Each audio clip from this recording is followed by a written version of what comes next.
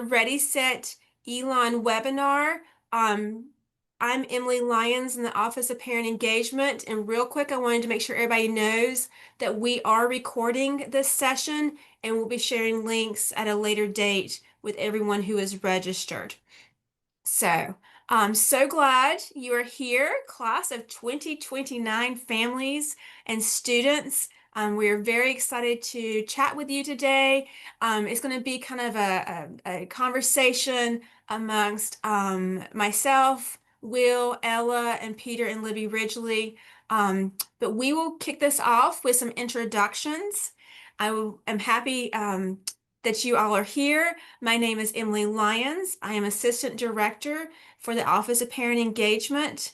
Part of my role is coordinating summer welcome events and spin-offs like this, which is to provide information to families who may not have the opportunity to attend a summer welcome event.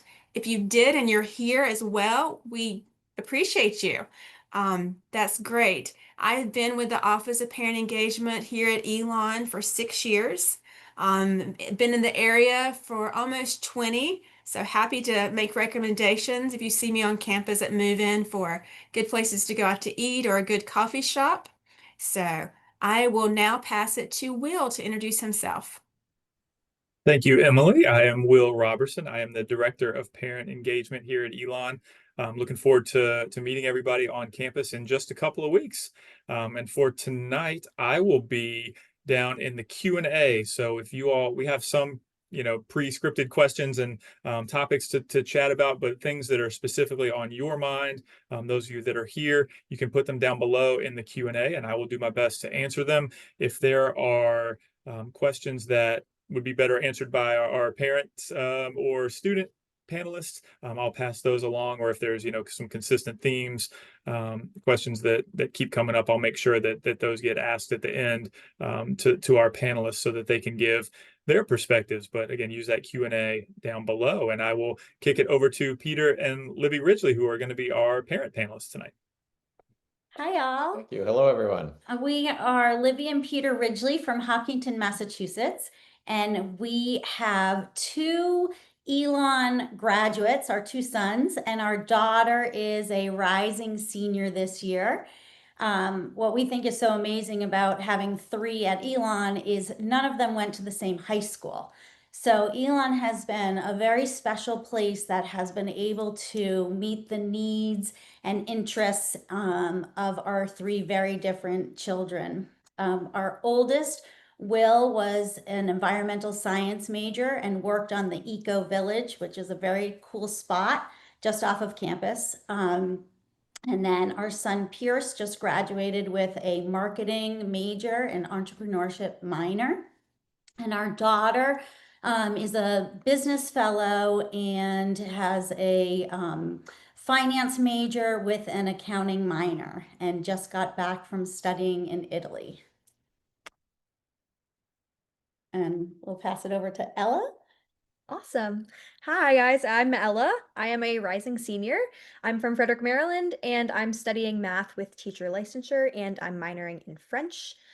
Just some other things that I'm involved in on campus right now, because I said I'm a teaching major. I'm part of the Teaching Fellows.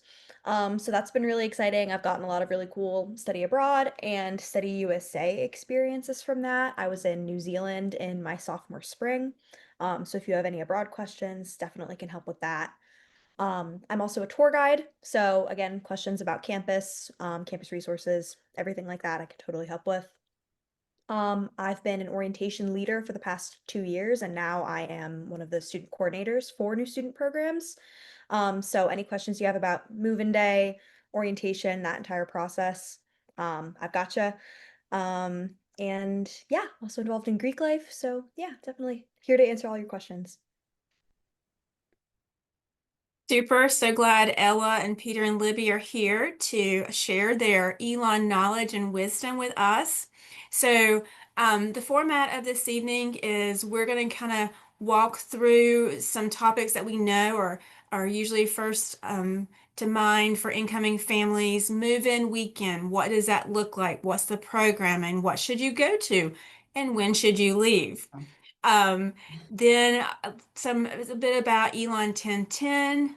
We'll talk about mailing items to mail services and how that pickup is during move-in weekend, family weekend, and what is J term. So I think that's a little unique kind of for Elon. So as I said, I am part of the parent engagement team here at Elon. Our office is specifically designed for current families for support, communication to be used as a resource. So if there's ever a time you have a question or a concern and you were like, I don't know who to call to ask this, feel free to give us a call. That's what we're here for. We may know the answer, and if we don't, we can reach out to our campus partners and find out information for you, share it with you, or connect you with the right people. So you can always reach us at parentengagement@elon.edu. We also have a website. Speaking, if you've been looking at Elon University's website as a whole, I highly suggest anytime you have a question, anything college, university related, Elon related, go to the search bar and use it kind of like Google, like you would, like um, academic calendar, and it'll pull up links for the academic calendar or Elon dining or whatever that might be. So definitely use that, and you can find our parent engagement website through Elon's website as well. So, in a little over 2 weeks, we hope to see all of you on campus for move-in on Friday, August 22nd. Everyone received their move-in time for that day, um, for when to be at Shar Center. So, Peter and Libby, can you kind of reminisce a little bit about your move-in experiences? Yes, particularly our first move in with our oldest. I remember being very nervous and not knowing what to expect, but we went to all of these webinars and we had our time and we showed up behind the Shar Center and everything is very clearly marked. And we got there right on time. There were plenty of people there directing traffic and telling us where to go. And then what was the most amazing part of it was we were directed by our son's dorm and we pull up and open the doors and there were lots of students there and they emptied our entire car and brought everything up to our son's room. So we only had to go up the stairs once and unpack him and it was incredible. It was very, very smooth operation. I remember it being a little bit stressed as well. We came with a trailer. So for those of you that are trailering or bringing a large vehicle, it's entirely seamless. They really do a great job of orienting you, telling you where to go. The roads are clearly marked and often one way, so you're not dealing with a lot of traffic or anything else that might concern you, especially if you have a trailer. So that was definitely very easy. And the best part about it was all of the students had such great energy. You just got caught up in the magic of it all. Yeah, and there's even the marching band is going across campus during move-in, stopping and playing. Um, every neighborhood has like a centralized information hub where if you have questions or you need help from facilities management, they're there to help you.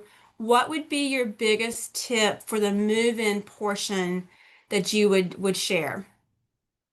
I would probably say maybe have a little tool bag with a mallet and a screwdriver and your command strips and a pair of scissors to unpack everything.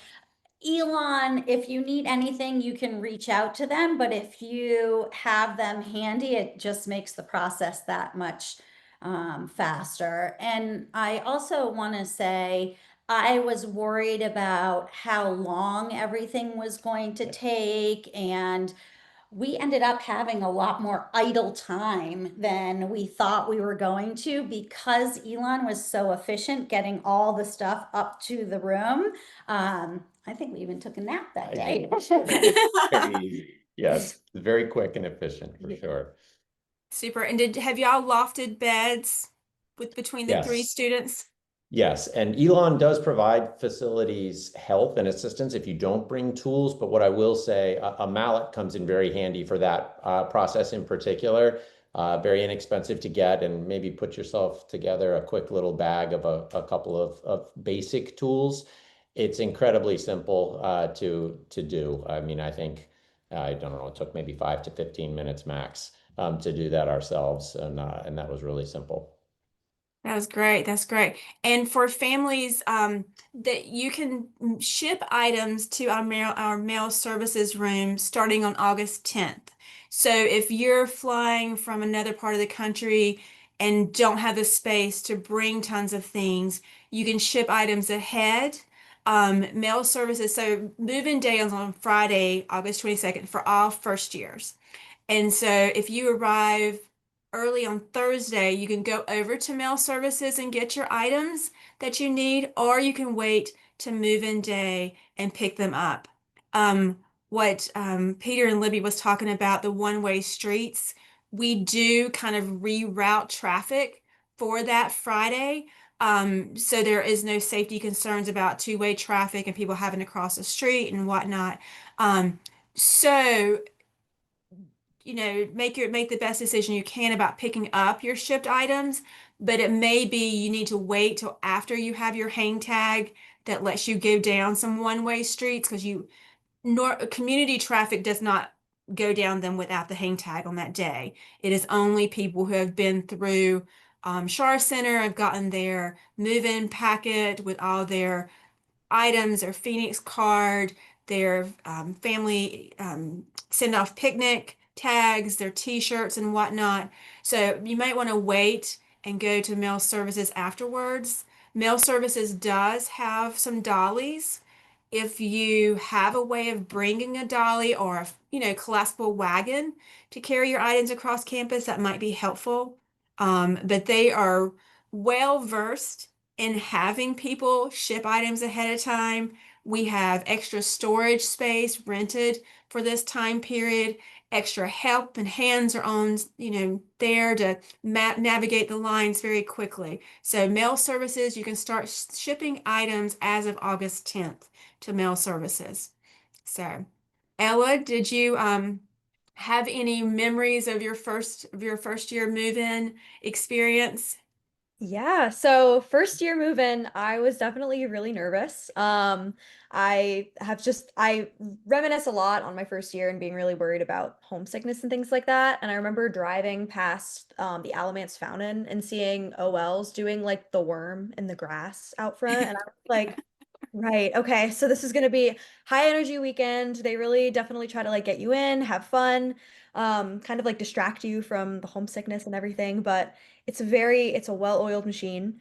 Having now been in OL for 2 years, I mean, I was doing cartwheels at 7 a.m. last year. It's so much fun. Um, you stay very organized. The one thing I will suggest is to label all of your items. So get masking tape or whatever, put your first and last name on the paper, as well as your building number and or your building name and room number. So I lived in Carolina 102, so I'd write Ella Allen, Carolina 102, and tape that onto every individual bag so that the OLs and anyone else working the big carts know exactly where to put your stuff into your room. Like Peter and Libby mentioned, the OLs will be there. They'll greet you when you get out of your car. So when you pull right up, OLs will be there waiting for you. They'll immediately, if you're comfortable with it, start taking your things, loading it up, and they'll take it right away so you're able to go move your car without any worries about any of your things. Yeah, it's great that the OLs or orientation leaders are around, so students can start recognizing faces. That's wonderful. So we have move in, and there's even like a little downtime Friday afternoon. Parents are welcome to go to a information session that afternoon with some different campus partners that will be sharing information that they may find important. That might be a good time to also do a Target run. Here in the Burlington area, we have Target and Walmart. There's a TJ Maxx. But Target and Walmart, you can schedule pickup times and whatnot if that's convenient for you. Um, so, and then orientation starts at 4:30 that afternoon for the students, Ella. Yes, that's right. Okay. So students, they've had plenty of time to move in, get settled and whatnot. And now they start orientation Friday, late Friday afternoon, and that goes through the evening. So then Saturday morning is new student convocation, and there's actually a breakfast that is offered for families in front of LaRose Commons. There'll be signage. Don't worry, you don't have to remember exactly where that is. It's on the same side of campus and near the area of new student convocation. So families can start coming over around 7:30, have some coffee, juice, pastry, some fruit, and you're welcome to enjoy that in that area. It's nice, shady, there's benches around. Or you can take it over to where new student convocation will be held under the Oaks, which is in front, or I guess in front of West, kind of behind the communications building sort of area. Again, there'll be signage for where to go. So, I have yes, a Will. question, Emily. All right, so Yes. two questions. The first one is for the Ridgeleys. People are really interested in your cat and would like to know the cat's name. I saw that behind me. I thought, oh my God. It's actually our daughter's who's a rising senior. He is, I guess, also a senior at Elon. Yes, he is. He will be going to her off-campus. And then our son, we have our son's dog at our feet. So I'm sorry I'm if glad you that's. can't see him though. I- He's up. That's So all. your students went away to Elon and not only came back with degrees, but also pets as well. Yes, Yes, exactly. yes, Very good. Exactly. yes. Very good. Yes. I don't recommend. And Ella, a question about how big are the orientation groups? Yeah, so we try to keep them to around 16 people. Like that's what we try to cap at. We have 96 orientation leaders this year. So there will be some groups that will be doubled. So there could be it'll be either like 16 or there'll be some that are closer to 30. But we usually pick orientation leaders who have done it once or twice to come back and take on those bigger groups. I want to go back to orientation groups, which then leads into Elon 1010, but I just saw a question in the Q&A about picking up mail shipped items on Thursday. So on Thursday, campus will look like any normal day, no one-way streets, no required hang tags. So you are welcome to go on Thursday, park in appropriate spaces, we ask. But yes, you can definitely go. You don't have to have a hang tag for Thursday navigating campus. You won't get that until your move-in time on Friday. So you were talking about orientation groups, and those groups actually turn in to your Elon 1010 group as well. Can you share a little bit about that, Ella? Yeah, absolutely. So Elon 1010 is essentially like your class on Elon 101, everything you need to know about registering for classes. And your professor for that class is going to be your first academic advisor. So that person will be kind of your point of contact for questions about what classes you should take next, just kind of guiding you through registration, all that fun stuff. But the groups that you are put into for orientation, on your name tag, there will be a number, say your orientation group, that number. All of the people that are in that group are going to be in your Elon 1010 class. So it's really definitely a good idea to talk to those people, get to know them because they're other students that you're going to be spending a lot of time with that semester. Um, yeah, and your orientation leader sometimes is also going to be like your TA or your peer educator for that class, depending on if they've chosen to select both positions. But yeah, it's in general a good idea to get to know those people during orientation because you'll be spending a lot of time with them. And once students start orientation Friday afternoon, 4:30-ish time frame, do they go to dinner together as a group? Um, for what are the because they stayed busy, I want to say till 8, 9 o'clock, if I remember correctly. There's different activities that are going on. I believe the first night of like after move-in and everything, there's like a late night Elon activity that happens in the Mosley Center where there's just a lot of games and giveaways and other little activities, things like that. That day we usually have dinner as an open. So if you may go to one of the dining halls as meal plans will start on move-in day, or if you'd like to go out to dinner with your family, that's also an option. Going forward after, we'll talk about the family send-off picnic later, but after the family send-off picnic, that's typically when families will start leaving campus, and that's when there's more organized dinners that you'll have with either your orientation group or your RA and people on your floor, things like that. So Friday evening, families can plan to have a meal together if they would like, and enjoy the rest of that time. And then the students could go enjoy late night Elon if they would like. So Saturday morning, we hope families are still able to stay for some activities on Saturday. Like I mentioned, we have the breakfast with coffee, juice, and pastries near La Rose Commons. And then new student convocation starts at 9 o'clock, and I'm gonna put a big, strong asterisk beside of that. Students, the incoming class is 1,400. I don't remember the exact number off the top of my head. It's been fluctuating. But they have all gone to one area to meet up to proceed into new student convocation. Most of the time, students, they're not dressed like to go out to dinner, but they might not be in a t-shirt and gym shorts. So definitely, I would say summer business casual. I don't need, yeah, just a nice outfit. Um, to nothing. Don't be hot because you're going to be outside during your rest of your day. But students start proceeding in. They'll go through Alamance building and have the opportunity to touch the bell that survived the fire in 1923, kind of a symbolic moment. Then they start proceeding out around the chairs that are situated because they'll sit in the middle. And once they start proceeding out, if you're not in a seat around the 8:30 mark, you're going to have to wait for all these students to pass you by.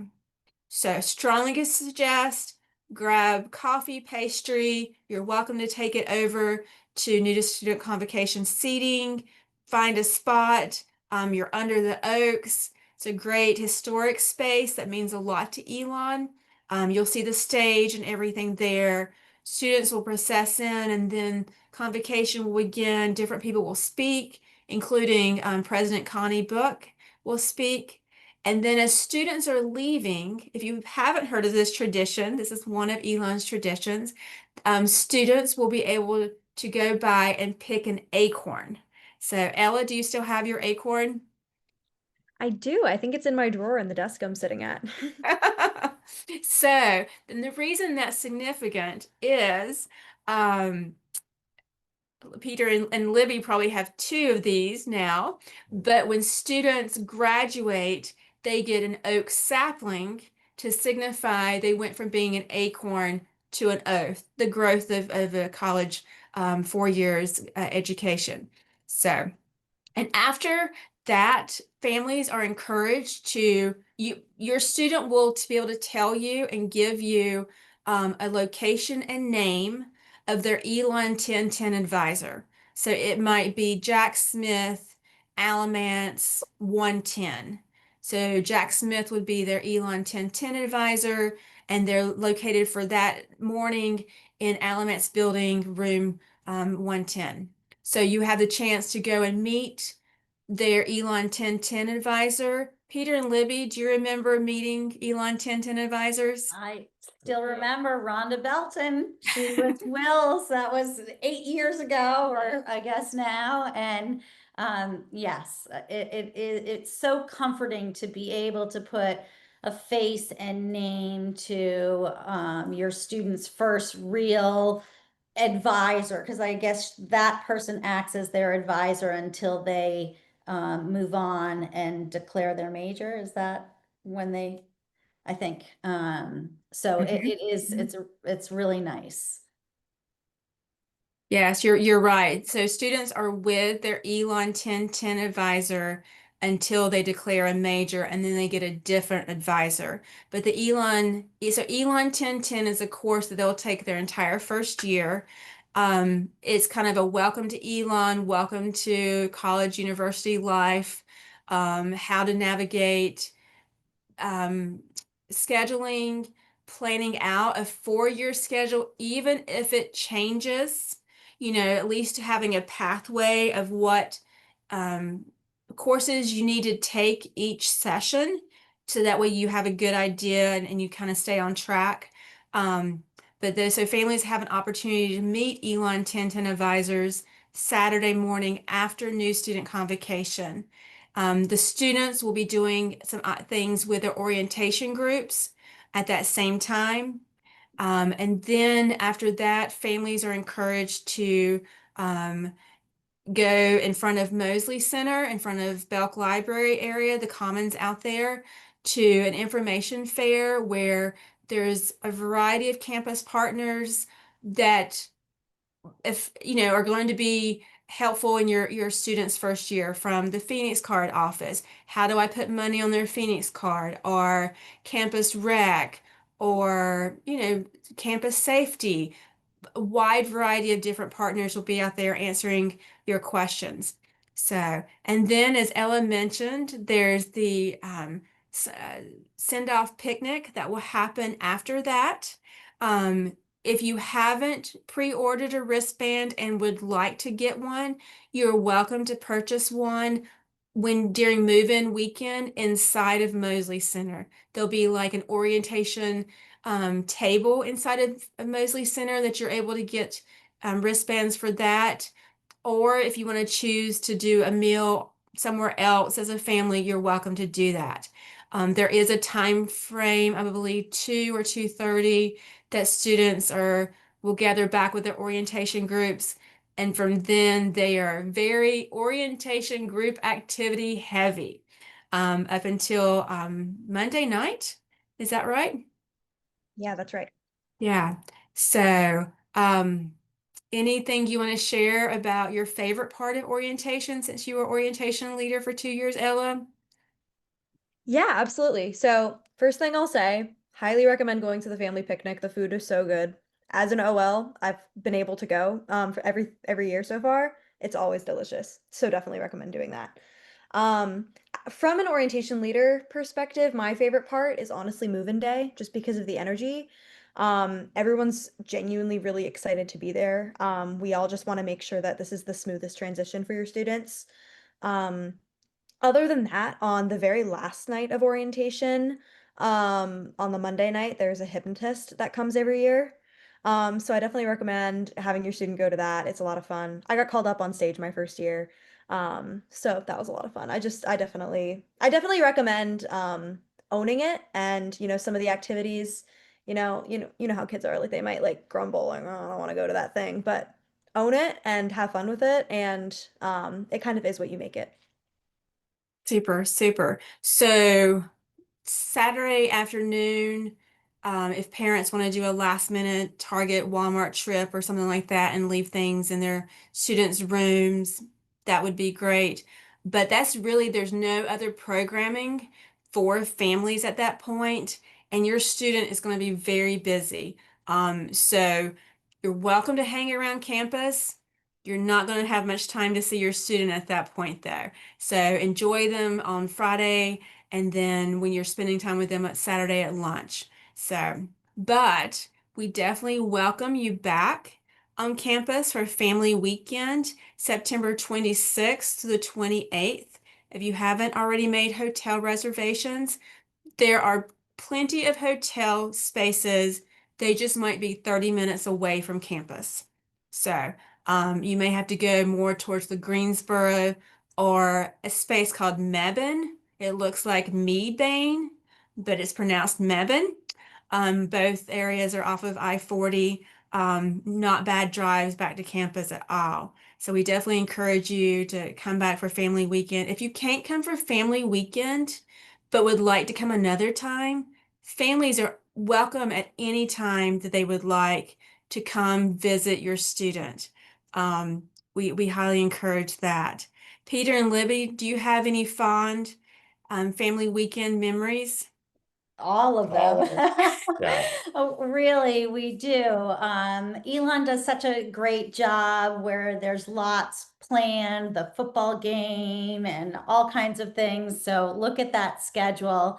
And it's just really fun to come back after dropping your child off and coming a month later and seeing that they've settled into their routine and they have a group of friends and they're feeling a little bit more confident walking around the campus. They know where things are. Um, so we love Parents Weekend, and I think we've been to all of them. Yeah. Except maybe one, but then we always plan another trip later on in the year. Yes. Do you have a favorite activity during family weekend?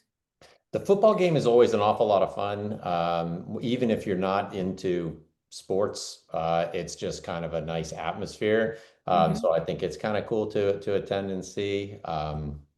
And then it's always a good race to Tangent Taco. That's a big Yeah, one. yes, not an official on our schedule, but an That's outing to right. an That's outing right. to Tangent Taco. Downtown Elon is about 2 blocks of business spaces, and Tangent Taco is highly recommend if you haven't already to enjoy their tacos. My favorite is a fried green tomato taco. Sounds weird, it's not. So there's a little plug for local business. That's So, right. but yeah, so family weekend, we have our fall convocation will be then. And we have Olympic gold medalist Katie Ledecky. She was a swimmer. Will be speaking at fall convocation. And something to note for families, for all presenters and events that are happening on campus, so your student gets a free ticket to listen to Katie Ledecky speak and talk about her motivation and relationships that have helped her along the way, or the speakers at other times. They can always get a free ticket um, for that. So that's something, you might encourage your student to take advantage of. And then parents can purchase tickets for fall convocation. My favorite event for family weekend is rockapella.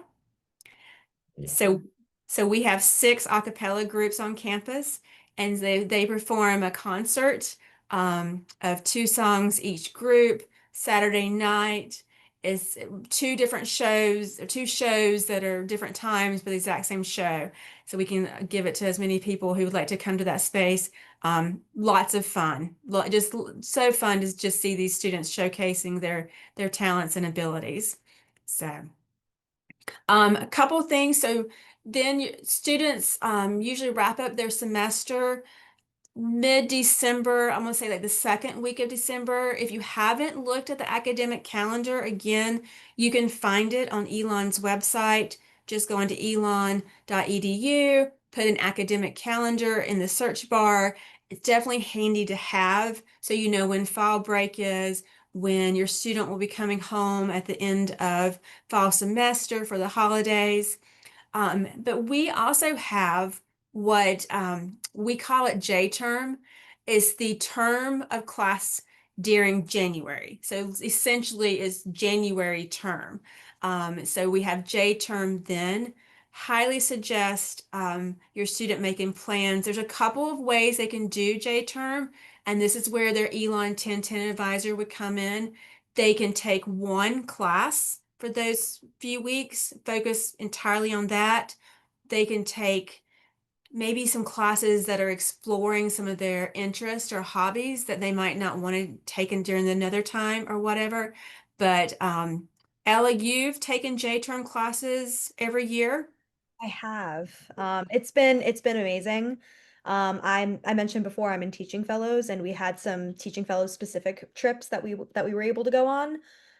So my first year, I was fortunate to be able to do an East Coast road trip, going as far south as St. Augustine, Florida, and as far north as Washington, D.C. So that was really cool being able to see some historical sites.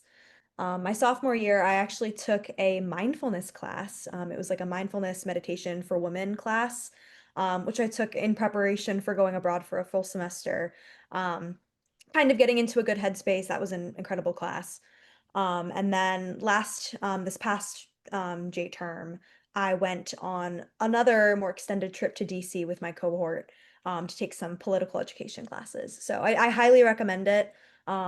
When the time that I was on campus, it's a little quieter, but you get to kind of enjoy the campus and taking classes and everything without having the stress of three other classes in addition to that. Yes, because if you're a first year, you're not going to have an opportunity to go study abroad for your first J term because with study abroad, you have to decide that months ahead of time and actually take a class ahead to be prepared for your study abroad trip. So it is a great way to do a one class or explore things like you did with your mindfulness class. Um, and it is a little quieter on campus, um, but it's a great time to be here. So, and then in between J term and spring semester, there's a break was known as fake break.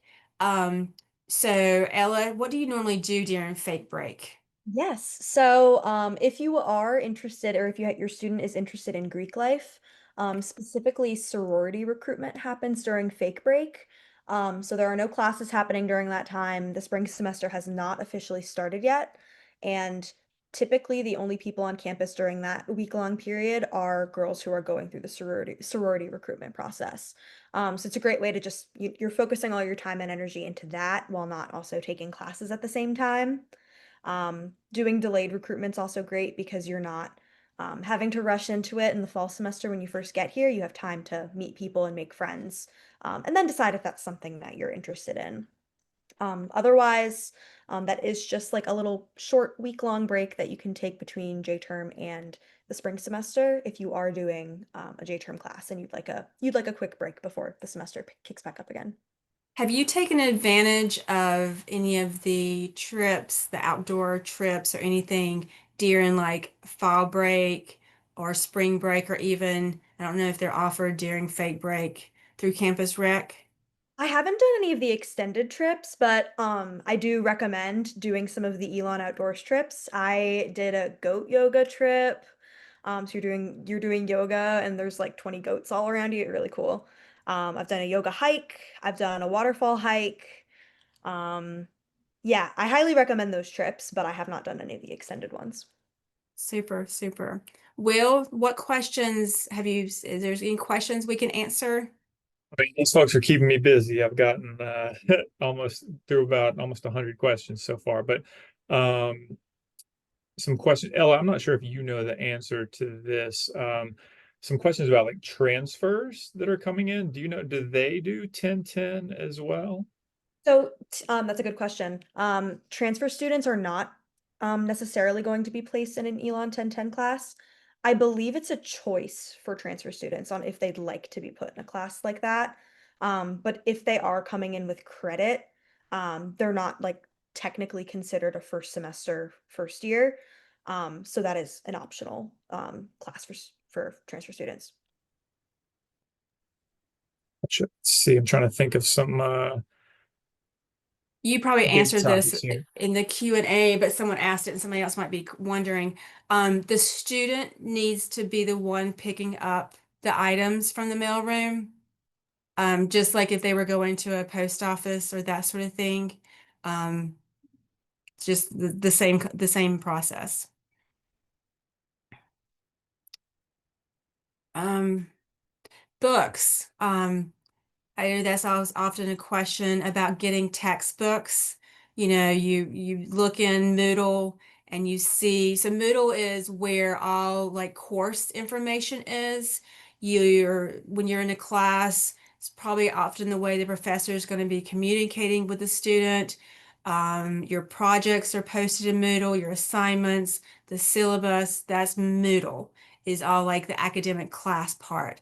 And so you do usually see ahead of time what textbooks that the professor may want, and I say may, um, I would just finished my MBA here at Elon, and so for every class I had, the professor had textbooks listed, but I did not purchase anything until after the first day of class. Because many would say, and oh, you don't really need that, or we're going to use something different or whatnot. So I highly suggest Peter and Libby, Ella, your experience. Yeah, I'll echo that. I think you're absolutely right. I think as first-year parents, I mean, I remember, we really wanted to make sure that our oldest was very well prepared, and we were kind of on him about books and that sort of thing, only to find out very quickly that after the first day of class, either the material was provided in electronic format or a different book maybe was suggested than maybe what was originally on the syllabus.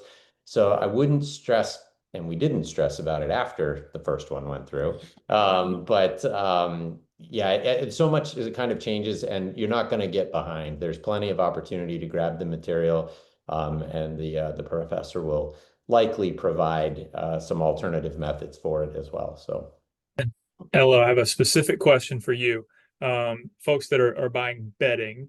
So in the freshman dorms, everybody for the most part has got an XL twin. Yes. So how common are those beds moving forward? So if they move in off campus or sorority, basically this parent's wanting to know if they're going to be wasting their money just buying something they can only use for a year or two. So, okay, that's correct. Twin XL is going to be pretty standard for all of the first year dorms. I lived in the sorority house. The sorority house also had twin XL beds.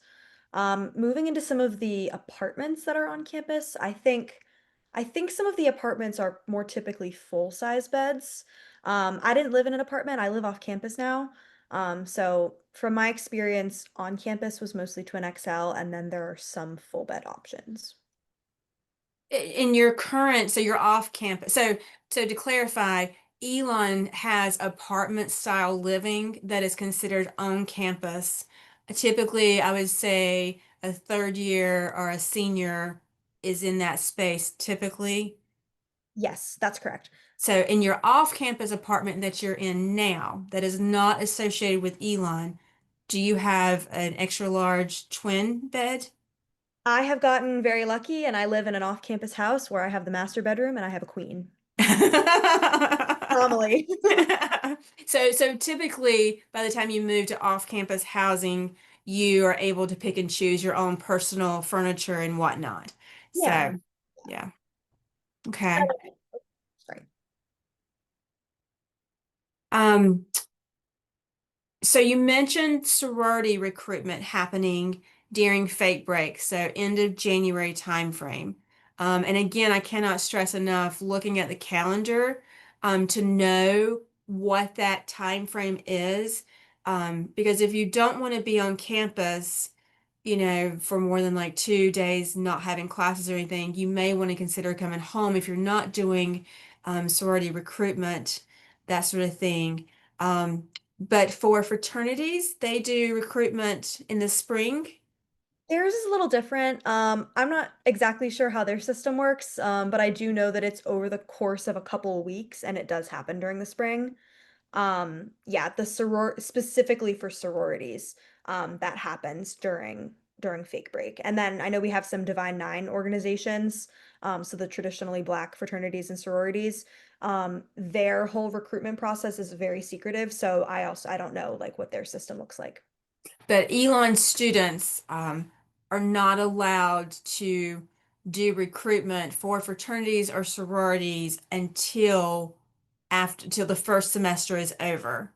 Yeah. So we our emphasis is we want to make sure students find their place and kind of get used to the college life and schedule and whatnot before taking on another thing.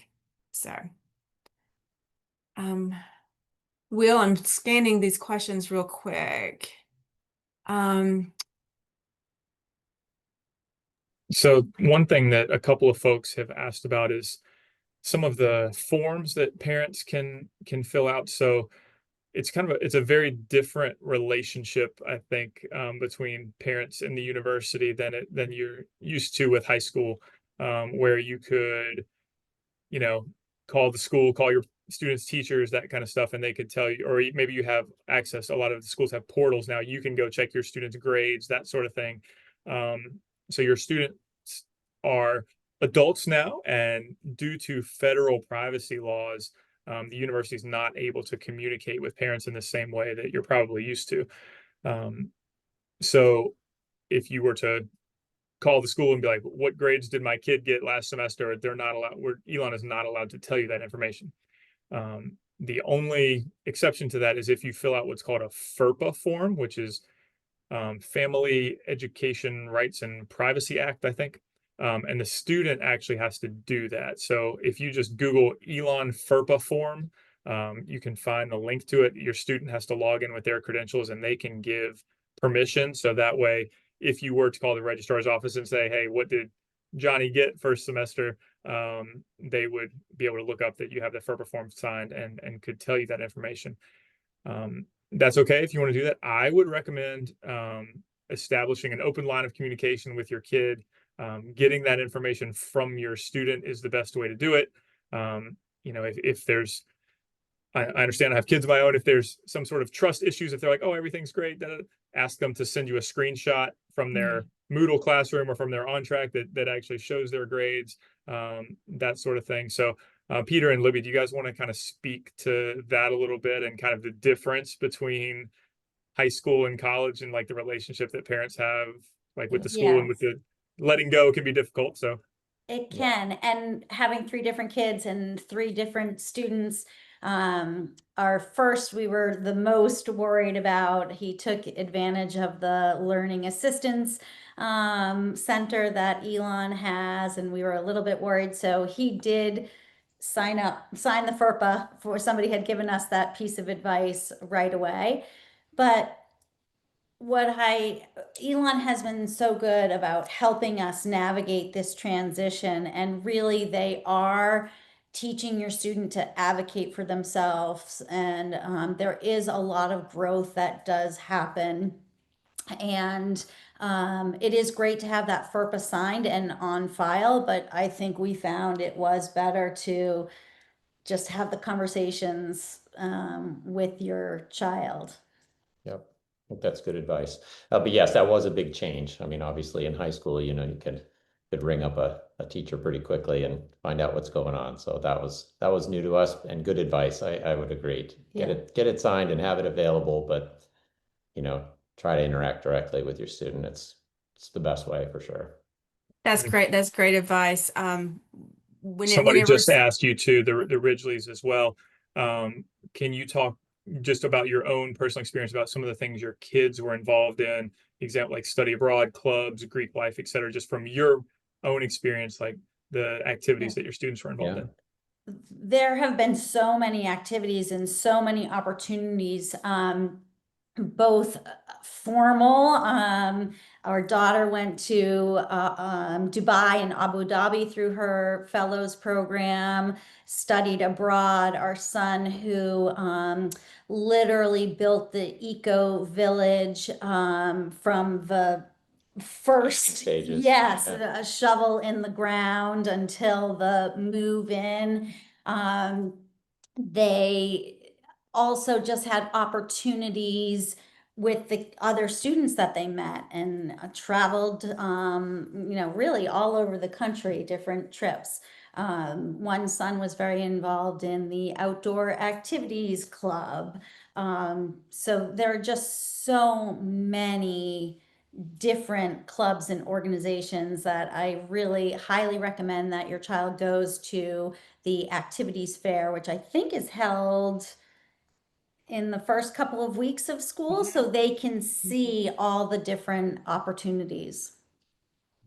Yes, you're right, Libby. The organization fair, I believe, Ella, you may have a better number, but it's almost 200 different organizations.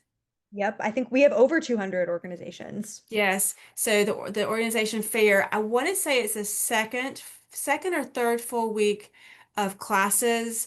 They'll be out on the quad, and students they have lists you can sign up for to get text messages or emails.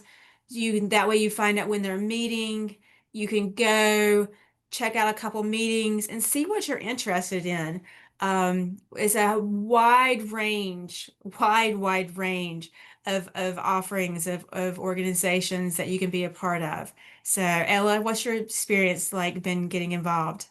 Yeah, so in my first year, it was actually part of our Elon 1010 class, like an assignment was for us to go to the org fair as a group, and walk around and, put our name down on some of those lists. That's how I got involved I did a lot of theater growing up, and I kind of wanted that familiarity, so I participated in Renegade Student Productions, which is just student produced one acts. And I was able to get involved with that, signing up at the org fair.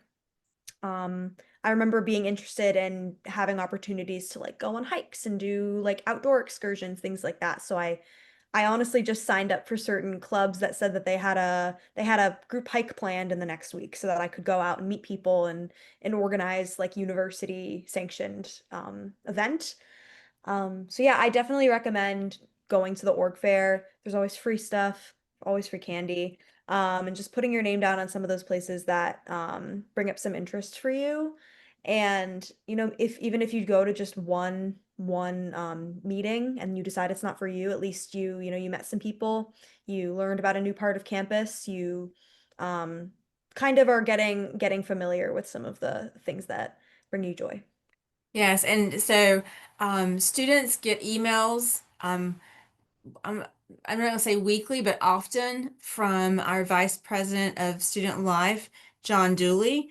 Um, Students love him. Over the years, as your students hear, like when you say John Dooley, there's like a warm fuzzy feeling.